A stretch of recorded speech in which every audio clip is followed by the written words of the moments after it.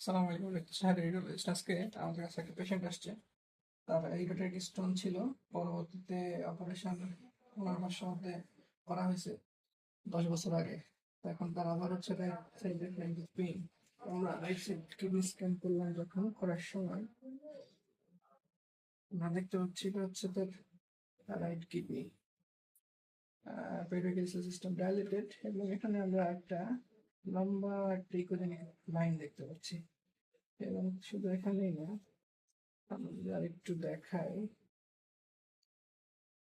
এখানে এটা ইউরেটার, এখানে চুইকোজেনিক স্ট্রাকচার দেখা যাচ্ছে। পেটটা ফলান তো বাবা একটু। হ্যাঁ, এখানে এই যে এখানে এখানে এটা ইউরেটারও। এটা আসলে তার যেটা হয়েছে, তার হচ্ছে যে ডিজে স্টেন্ট পড়ানো ছিল, এবং ডিজে স্টেন্টটা থেকে গেছে, এটা রিমুভ করা হয় নাই। লং স্ট্যান্ডিং থাকার কারণে এটা হচ্ছে একটা ডিজে স্টেন্ট, এবং এটা খুব মোস্ট প্রবাবলি এটা কয়েলড হয়ে আছে, অথবা এগুলো ফ্র্যাগমেন্টেড হয়ে গেছে। ঠিক আছে, ধন্যবাদ।